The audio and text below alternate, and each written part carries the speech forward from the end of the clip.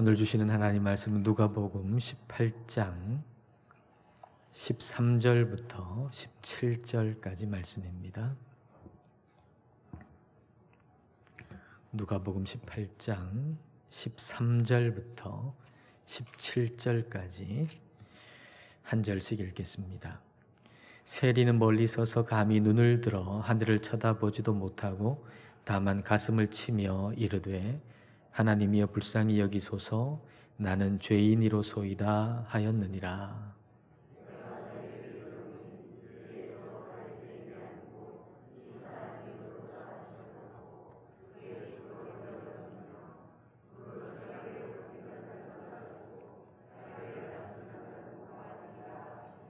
사람들이 예수께서 만져주심을 바라고 자기 어린 아기를 데리고 오매 제자들이 보고 꾸짖거늘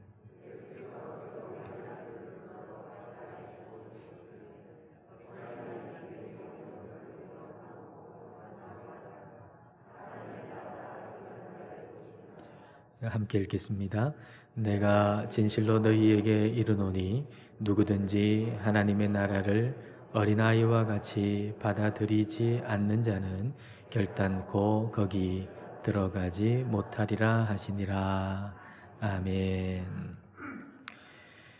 오늘 본문 말씀을 우리가 얼핏 읽으면 바리새인과 세리의 기도에 대한 내용하고 우리가 어린 아기들에 대한 내용이 완전히 별개의 이야기인 것처럼 보입니다. 그러나 우리가 자세히 읽어보면 이 두 가지 이야기가 별개의 이야기가 아니라 하나의 이야기라고 하는 것을 알 수 있습니다. 바리새인과 세리의 기도를 통해서는 누가 의롭다함을 받는가라고 하는 걸 말씀하고 계시고, 그리고 어린 아기들에 대한 이야기를 통해서는 누가 하나님 나라에 들어가는가라고 하는 것을 말씀해 주시고 계십니다. 근데 이게 용어가 달라서 그렇지 같은 맥락의 이야기이죠. 하나님 나라에 들어간다는 거하고 의롭게 된다라고 하는 것이 이게 같은 맥락의 이야기입니다. 하나님 나라에는 죄인이 들어갈 수가 없습니다. 하나님 나라에는 의인이 들어가는 거죠. 그래서 하나님 나라에 들어가려면 의롭다 하심을 받아야만 하는 것입니다.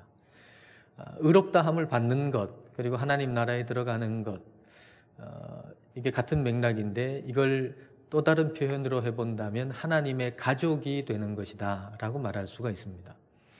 하나님의 구원의 이야기는 다름 아닌 하나님의 가족이 되는 이야기입니다. 하나님의 가족이 될 수 없는 사람을 하나님께서 의롭다 여겨주시고 하나님 가족이 되게 하는 이야기, 이게 바로 하나님의 구원의 이야기입니다. 이번 한 주는 추석 명절이죠. 특별히 이 기간은 우리가 가족을 더 많이 생각하게 되는 그런 기간입니다. 우리가 혈연으로 연결된 그런 가족으로만 끝나서는 안 됩니다. 우리 가족이 혈연으로 연결되어 있는 가족으로만 끝나서는 안 되고 하나님의 가족이 되어야 합니다. 이게 우리에게 중요한 거죠. 우리 가족이 하나님의 가족이 되어야 합니다. 우리 부모님이 하나님의 가족이 되어야 하고, 우리 자녀들이 하나님의 자녀가 되어야 하고, 하나님의 가족이 되어야 하고, 또 우리 형제 자매들이 하나님의 가족이 되어야 합니다. 하나님의 가족이 되려면 의롭다 하심을 받아야 합니다. 의롭다 하심을 받는다고 하는 것이 우리에게는 굉장히 중요하고 시급한 문제입니다. 근데 어떤 분들은 생각할 겁니다. 아니 지금 먹고 살기가 바쁘고 힘든데 뭐 의롭다 하심을 받는다라고 하는 것이 뭐 그렇게 중대한 문제인가? 뭐 그렇게 시급한 문제인가? 그거 지금 먹고 사는 문제 좀 해결한 다음에 그 다음에 의롭다 하심을 받는 거 그때 생각해도 되는 거 아닌가? 이렇게 생각하시는 분이 있을지도 모르겠습니다. 그러나 여러분 그렇지 않습니다. 우리가 의롭다함을 받는다는 거, 사람이 의롭다함을 받는다는 거, 이건 굉장히 중대하고 굉장히 시급한 문제입니다. 왜냐하면 매우 중대한 법적인 문제이기 때문입니다. 이것은 매우 중대한 법적인 문제이기 때문입니다. 여러분이 어떤 건물을 지어가지고 그 건물에서 어떤 사업을 한다고 한번 생각해 보십시오. 근데 좀 시간이 지나가지고 알게 된 거예요. 그 건물이 불법으로 지어졌다는 거. 그리고 내가 하는 사업도 역시 불법이라고 하는 것을 알게 됐어요. 그러면 지금 먹고 살기가 바쁘니까 그냥 그대로 사업을 해 나가도 됩니까? 그렇지 않습니다. 법적인 문제를 빨리 해결해야 합니다. 법적인 문제를 해결하지 않고 사업을 계속 열심히 해 나가면 문제는 더 커지게 될 겁니다. 손해가 더 커지게 될 겁니다. 형량도 더 커지게 될 것이고 엄청난 대가를 치러야만 할 겁니다. 우리 인생도 마찬가지예요.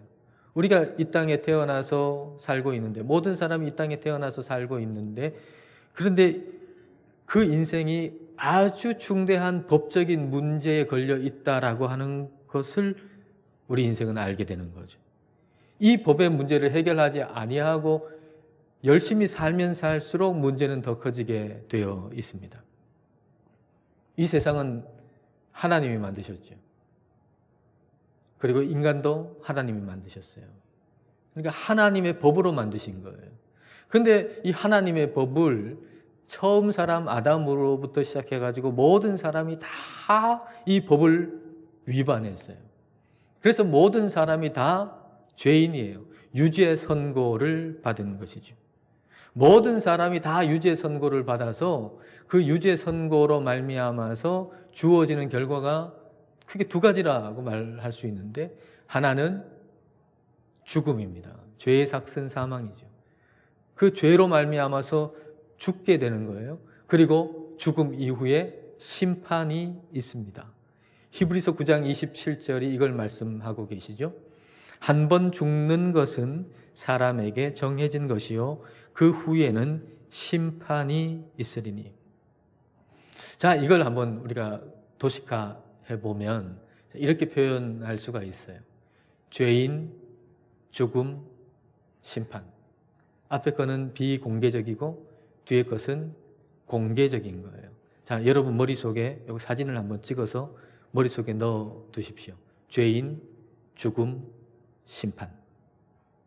모든 사람이 하나님의 법을 어긴 죄인이에요. 유죄 판결을 받았어요. 근데 이건 아직 비공개적인 단계예요. 비공개적. 그러니까 우리가 하나님의 법을 어겨서 사람이 다 죄인인데, 근데 사회에서 막 너는 하나님의 법을 어겼으니까 죄인이다 하고 손가락질을 합니까? 그렇지 않죠. 비공개적이기 때문에요, 아직은. 그리고 이 죄로 말미암아서 모든 사람이 죽잖아요. 죄의 결과로 죽는 거거든요. 근데 모든 사람이 죄인이니까 모든 사람이 다 죽는단 말이에요. 그러니까 사람들은 죽음을 보면서도, 매일같이 죽음을 보면서도 이게 죄의 결과라고 하는 걸 몰라요. 모든 사람이 다 죽는다 이렇게 생각하고는 죄의 심각성을 생각하지 않는 거죠.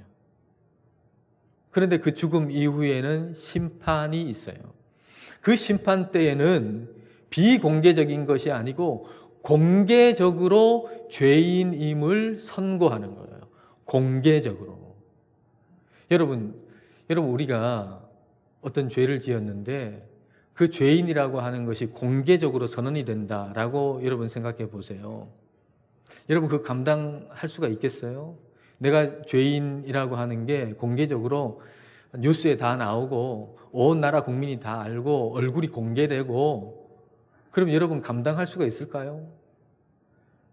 근데 심판 때에 죄인이라고 하는 것이 공개적으로 선언된다라고 하는 것은 그냥 요 동네에서, 우리나라에서만이 아니고 온 세상에서, 온 우주에서 그게 공개적으로 다 선언된다는 거예요.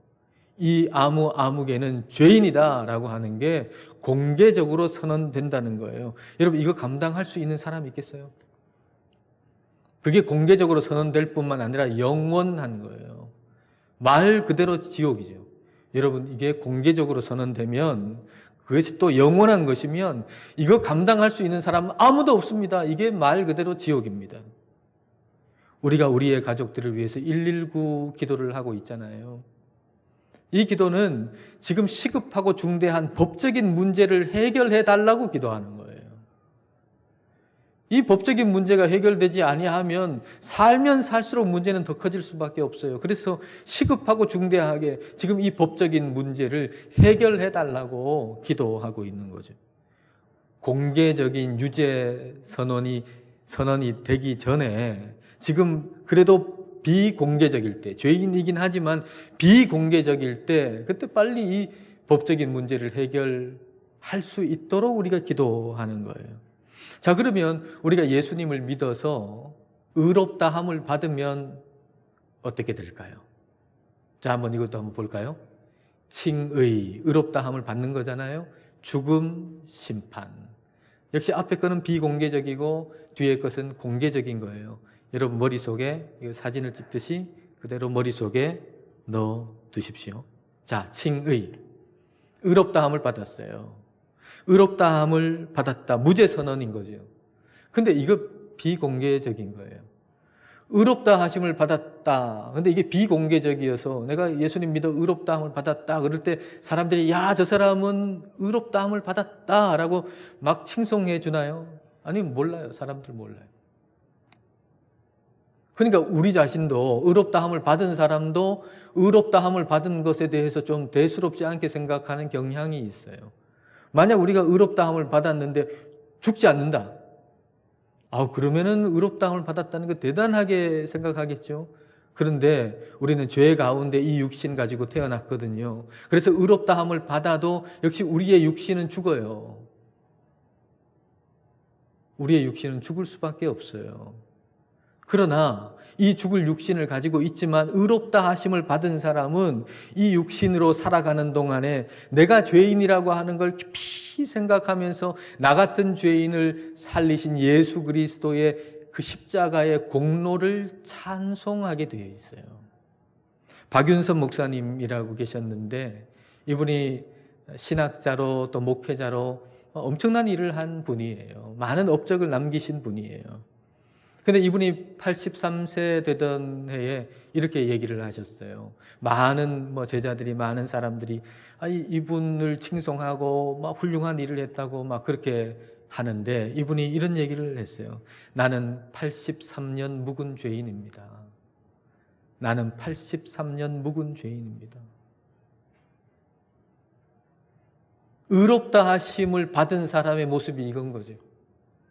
내가 육신으로 살아가는 동안에 내가 죄인이라고 하는 거 잊지 않는 거예요. 내가 죄인이라고 하는 거 더 깊이 생각하는 거죠. 그러면서 나 같은 죄인을 살리신 우리 주 예수 그리스도의 십자가의 공로만을 자랑하는 것입니다. 의롭다함을 받은 사람도 죽어요. 그리고 죽음 이후에 심판이 있어요. 근데 그 심판은 어떤 심판인가 하면은 공개적으로 의인이 선언되는 거예요.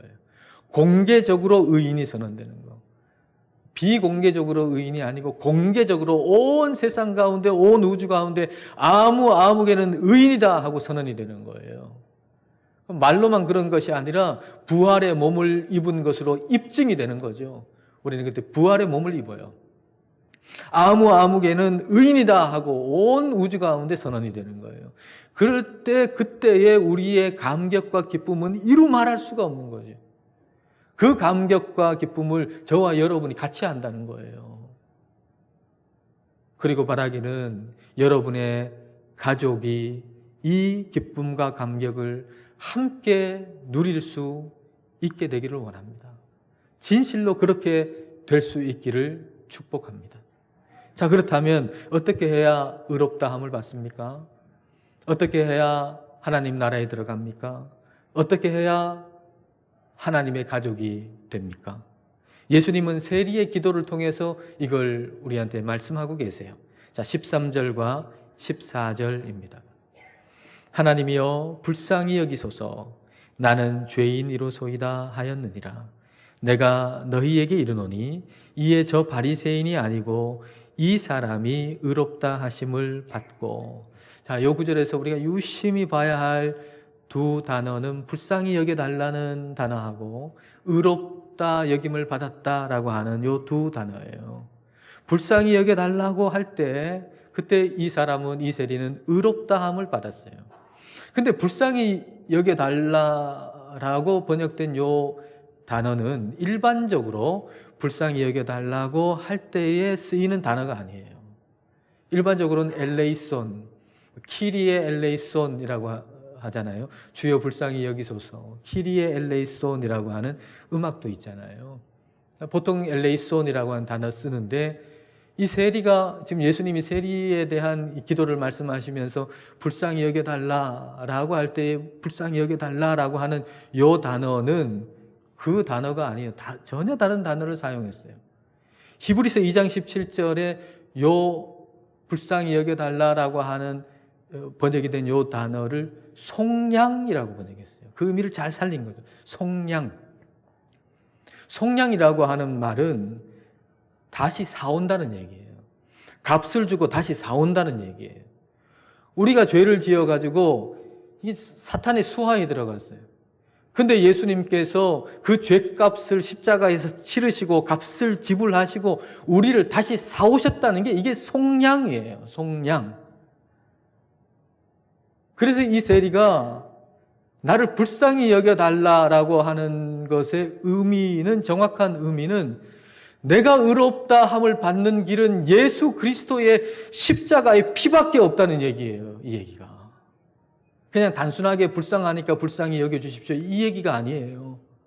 나를 불쌍히 여겨달라고 하는 이 얘기의 기본적인, 근본적인 의미는 내가 의롭다 하심을 받는 길은, 내가 하나님 나라에 들어가는 길은 예수 그리스도의 십자가의 피밖에 없다는 고백이에요. 예수님께서 이 세리의 기도를 얘기하시면서 지금 말씀하시려고 하는 게 바로 이건 거죠. 이걸 사도 바울이 정확하게 알고 정확하게 깨닫고 로마서 3장 24절에서 예수님의 그 말씀을 정확하게 옮겨놔요. 정확하게 풀이해서 얘기해요. 자, 두 구절 같이 볼까요? 누가복음 18장 13절 14절은 예수님께서 하시는 얘기잖아요. 예수님이 세리의 기도를 통해 가지고 이렇게 불쌍히 여겨달라고 기도하는 자를 의롭다 하신다라고 말씀을 하셨어요. 근데 이걸 정확하게 사도 바울이 로마서 3장 24절에서 이렇게 말씀하죠. 그리스도 예수 안에 있는 속량으로 말미암아 하나님의 은혜로 값없이 의롭다 하심을 얻은 자 되었느니라. 우리 주님의 전적인 은혜로 우리가 무슨 값을 지불해가지고 의롭다 함을 받은 게 아니라 그럴 능력도 없고 그럴 힘도 없고, 그래서 우리 주님께서 십자가에서 그 값을 지불하시고 속량하시고 우리를 의롭다 하셨다라고 하는 얘기예요. 근데 이거하고 동일한 이야기를 예수님께서는 어린 아기들을 통해서 한 번 더 말씀하시는 거예요. 그게 17절이죠. 여러분 17절을 보세요. 내가 진실로 너희에게 이르노니 누구든지 하나님의 나라를 어린아이와 같이 받아들이지 않는 자는 결단코 거기 들어가지 못하리라 하시니라. 여기 어린아이라 그랬는데 15절에 보면 어린아기로 되어 있잖아요. 그 어린아기예요. 어린아이로 표현되기도 하고 또 어린아기라고도 15절에 되어 있는데 여기에 있는 아이들은 어린아기예요. 그러니까 어린 아이들 같이 하나님의 나라를 받아들이는 사람만 하나님 나라에 들어갈 수 있는 거예요. 어린 아이들 같이 받아들이지 아니하면 하나님 나라에 들어갈 수가 없다는 거죠. 어린 아이 같이 하나님 나라의 중심이신 예수님을 받아들여야 의롭다 칭함을 받고 하나님 나라에 들어가고 하나님 가족이 될 수 있다라는 얘기입니다. 그럼 어린아이 같다는 건 뭘까요? 어린아이 같다라고 하는 건 어린아이 같이 순수하다는 등의 조건을 얘기하는 게 아닙니다. 어린아이 같이 순수해야 그래 하나님 나라에 들어간다, 이런 얘기가 결코 아니에요. 어떤 조건이 있어야 하나님 나라에 들어간다 그러면, 어떤 조건이 있어야 하나님 가족이 된다 그러면 누가 하나님의 가족이 될 수가 있어요? 그 조건을 만족시킬 수 있는 사람이 누가 있겠어요? 아무도 없는 거예요. 그러니까 이건 조건을 얘기하는 게 아니에요. 어린아이 같다라고 하는 것은 전적인 무능력을 얘기하는 거예요. 전적인 무능력.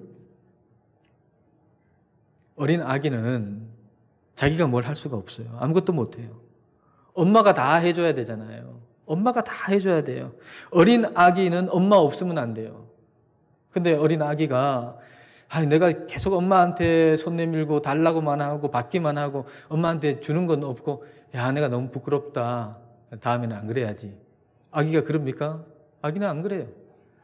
아기의 유일한 능력은 무능력이에요. 아기의 유일한 능력이 한 가지가 있는데 그건 무능력이에요. 그래서 엄마한테 계속 손 내미는 거예요. 엄마를 계속 찾는 거예요. 어린 아이같이 하나님의 나라를 받아들인다라고 하는 것은 어린 아기가 엄마를 전적으로 필요로 하듯이 우리가 하나님 나라의 중심이신 예수님을 전적으로 절대적으로 필요로 한다는 얘기예요. 어린 아이같이 하나님 나라를 받아들인다는 건 우리에게 예수님이 그렇게 어린 아이에게 엄마같이 우리에게 우리 주님이 그렇게 필요하다는 거예요. 절대적으로. 루터가 말했잖아요. 우리 모두는 파산한 거지 같다. 우리 모두는 파산한 거지예요. 우리 주님께 손 내밀지 아니하면 아무것도 할 수가 없어요. 오늘을 살아갈 수가 없어요. 우리 주님께 손 내밀어서 받지 아니하고는 오늘을 하나님 나라의 백성으로 살아갈 수가 없어요. 그게 저와 여러분이에요. 그래서 우리는 하나님 나라에 속한 것들을 손 내밀어 구해야 돼요. 믿음과 소망과 사랑을 하나님 나라에 속한 모든 것을 손 내밀어 달라고 구해야 돼요. 우리 주님 그럴 때 우리를 긍휼히 여기셔서 우리에게 주시고 우리가 그걸 받을 때 우리는 오늘을 세상과는 구분된 세상 사람들과는 구분된 하나님 나라 백성으로 살아갈 수가 있는 거죠. 무능력하기 때문에 손을 내미는 거예요. 내가 무능력한 걸 알기 때문에 손을 내미는 것이고 그래서 긍휼히 여기시고 우리에게 하늘에 속한 걸 우리에게 주실 때 우리는 그걸 받아서 이 세상에 살지만 세상 사람들과는 구분된 거룩한 백성으로 살아갈 수가 있는 겁니다. 경기도 용인에 고기리라고 하는 곳에 고기리 막국수 집이 있어요. 그 고기리 막국수 집을 운영하시는 분이 책을 냈는데 그 책을 제가 읽었는데요. 근데 처음에 가게를 낼 때 뭐 손님 1명에서 시작해가지고 지금은 하루에 1000명 이상이 오는 가게예요. 뭐 가서 뭐 1시간, 2시간 기다려야 먹을 수 있는 그런 막국수 집이에요. 근데 제가 이 책 읽으면서 참 이 가게의 주인은 참 다른 가게의 주인하고는 좀 많이 구분되는 그런 사람이구나 이런 생각을 했어요. 많은 부분에서 차이가 있어요. 그 중에 하나가 신발이에요. 보통 어떤 가게에 가면은 신발 뭐 잃어버려도 책임 안 집니다. 뭐 그렇게 문구를 써놓기도 하는데 이 고기리 막국수집의 이분은 그 가게에 오셔가지고 신발 잃어버린 분들이 좀 있는데 그 신발 잃어버리는 거 다 책임진다는 거예요. 신발 잃어버려도 다 책임진다는 거죠. 왜 그렇게 할까? 그렇게 한 사연이 있대요. 이분이 아주 어릴 때 학교 마치고 떡볶이 집에 이제 간 거예요. 그 떡볶이 집에 가가지고 거기서 떡볶이 먹고 이제 나와서 신발 신으려고 그러니까 신발이 없어진 거예요. 그 당시에 유행했던 신발은 2,000원짜리 단화였는데 이 어린아이는 엄마한테 막 졸라가지고 조금 더 좋은, 도톰하고 더 좋은 5,000원짜리 단화를 막 사달라고 때를 써가지고 그걸 이제 산 거예요. 그리고서 처음 쉬는 날 그 떡볶이 집에 가가지고 신발 벗어놓고 방에 들어가서 떡볶이 먹고 나오는데 신발이 없어진 거예요. 어떡해요? 그러니까 이 아이가 엄마한테 혼날까 생각해가지고 막 눈물, 콧물 범벅이 되면서 막 운 거죠. 근데 그 떡볶이집 주인 되시는 분이 그냥 앞치마를 두른 채로 막 달려와가지고는 이 아이의 손에 5,000원짜리 한 장 다 쥐어주더래요. 떡볶이 300원, 만두 300원, 계란 200원 뭐 이러면은 배부르게 먹을 수 있는 그런 시절이었는데 5,000원 거금 아닙니까? 그 5,000원 거금을 쥐어주더라는 거예요. 그래서 그렇게 내가 힘들 때 헤아림을 받았기 때문에 내가 다른 사람을 헤아릴 수 있는 마음이 생겨서 그렇게 경영할 수 있게 됐다. 그런 얘기예요. 어린 시절에 신발 잃어버렸어요. 근데 이 어린 아이가 뭐 대단한 일을 하고 특별한 일을 해가지고 5,000원을 받아냈습니까? 무슨 자격이 있어가지고 5,000원을 받아낸 겁니까? 아니요. 그럴 능력이 없으니까 어디 가서 5,000원을 벌겠어, 이 아이가. 그러니까 그럴 능력이 없으니까 우는 것밖에 더 있어요. 그냥 우는 것밖에 없으니까 울었는데 이걸 긍휼히 여기고 불쌍히 여긴 그 떡볶이집 사장님이 5,000원을 준 거예요. 긍휼히 여겨서. 그걸 받은 경험이 있기 때문에 지금 막국수집을 경영하고 있는데 다른 가게의 주인하고는 다른 경영 방식으로 그 음식점을 경영할 수 있게 되었다라는 얘기입니다. 여러분, 우리도 마찬가지예요. 엄마 없이는 살 수 없는 어린 아기처럼 주님 없이 살 수 없잖아요. 그래서 주님께 손 내미는 거예요. 우리가 능력이 없으니까, 우리가 할 수 있는 게 없으니까, 그러니까 주님 앞에서 우는 거예요. 여러분, 우리가 뭘 할 수 있는 능력이 있으면 왜 주님 앞에서 울어요? 우리가 할 수 있는 뭐 능력이 있으면 왜 주님 앞에 기도해요? 기도 안 하고 내 능력으로 살죠. 그러나 우리는 그럴 힘이 없잖아요. 우리가 무능력하다는 거 알잖아요. 우리가 죄인이라고 하는 거 알잖아요. 그래서 주님 앞에 손 내미는 거예요. 그리고 주님 앞에 우는 거예요. 그럴 때 우리 주님 우리를 불쌍히 여겨주셔서 하늘에 속한 걸 우리에게 부어주시고, 그래서 우리는 이 세상에 살지만 이 세상 사람들과는 다른 구분된 삶을 살아갈 수가 있는 거죠. 이 세상 사람들과는 다른 구분된 인생을 경영할 수가 있는 거죠. 그래서 우리가 주님께 받아서 살아간다는 거, 이거는 큰 특권이고 기쁨이에요. 우리가 주님께 손 내민다고 하는 거, 이거 수치스러운 일 아닙니다. 부끄러운 일 아닙니다. 이건 우리에게 너무나도 큰 특권이고 너무나도 큰 기쁨이에요. 우리가 말씀 후에 찬송할 찬송가 446장의 후렴의 가사가, 원래 후렴의 가사가 이래요. 한번 볼까요? 이거 그대로 이제 번역하면 이렇게 되잖아요. 나는 당신이 필요합니다. 당신이 예수님이잖아요. 난 예수님 필요합니다. 당신이 필요합니다. 나는 당신이 필요합니다. 매 순간 나는 당신이 필요합니다. 근데 우리나라 찬송가에는 이걸 번역을 어떻게 해놨냐면 기쁘고 기쁘도다, 항상 기쁘도다, 이렇게 번역해놨어요. 대단한 번역 아닙니까? 나는 당신이 필요해요. 나는 당신이 필요해요. 매 순간 예수님 당신이 필요해요. 근데 말이요, 이게 기쁘고 기쁘도다, 항상 기쁘도다. 우리가 주님께 손 내미는 거, 이건 우리에게 기쁨이에요. 우리가 주님께 달라고 손 내미는 거, 항상 손 내밀면 항상 기쁜 거예요. 왜일까요? 어린 아기에게 엄마는 아기가 필요한 걸 공급해 주면서 기쁘답니다. 여러분, 엄마는 말이에요, 어린 아기가 필요로 하는 걸 공급해 주면서 기쁨을 누려요. 더 기쁜 게 없어요. 마찬가지로 우리 하나님은 우리가 필요한 것을 공급해 주면서 기뻐하신답니다. 우리 하나님은 우리가 필요한 걸 공급해 주면서 기뻐하시는 분이에요. 그래서 우리는 주님께 손 내밀고 달라고 할 때 기뻐지는 거예요. 여러분, 뭐 다 가진 것처럼, 안 구해도 되는 것처럼 그러지 마세요. 하나님께 손 내밀어 구하세요. 복을 달라고 구하세요. 하나님 나라에 속한 것을 날마다 구하세요. 하나님 나라에 속한 것을 날마다 그렇게 받으세요. 그래서 하나님 나라에 속한 사람으로, 이 세상에 살지만 구분된 하나님 나라 백성으로 살아가시는 저와 여러분 될 수 있기를 주님의 이름으로 축복합니다. 기도하시겠습니다. 이 시간 우리 기도하실 때 어린 아기처럼 하나님 나라를 받아들이십시다. 어린 아기가 엄마를 절대적으로 필요로 하듯이 하나님 나라의 중심이신 예수님이 내게 절대적으로 필요하다고 고백하십시다.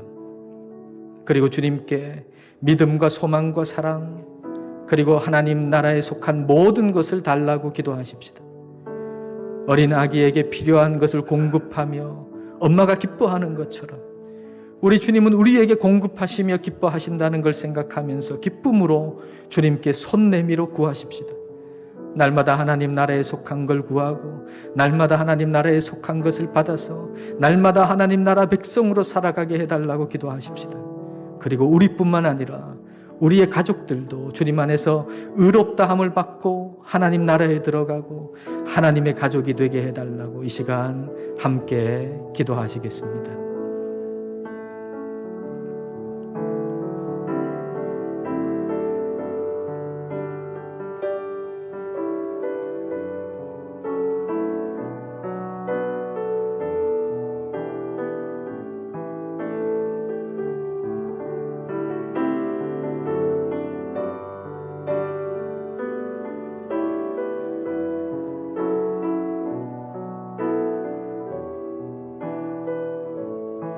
온 세상과 인생의 주인 되시는 하나님 아버지, 저희는 어린 아기처럼 절대적으로 무능력합니다.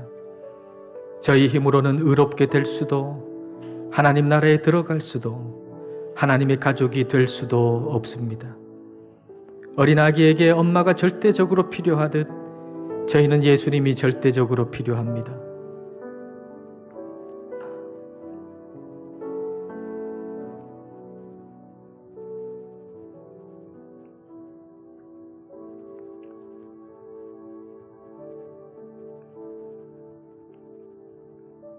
저희가 할 수 있는 것이 아무것도 없기에 주님께 손 내미오니 주님 저희에게 믿음과 소망과 사랑 그리고 하나님 나라에 속한 모든 것을 주옵소서. 그래야 하나님 나라 백성으로 매일을 사는 기쁨과 득권을 누리게 하옵소서. 그리고 저희들만 아니라 저희들의 가족들도 불쌍히 여겨주시사 예수님 안에서 의롭다함을 받고 하나님의 가족이 될 수 있게 하여 주옵소서. 예수님 이름으로 기도드립니다. 아멘.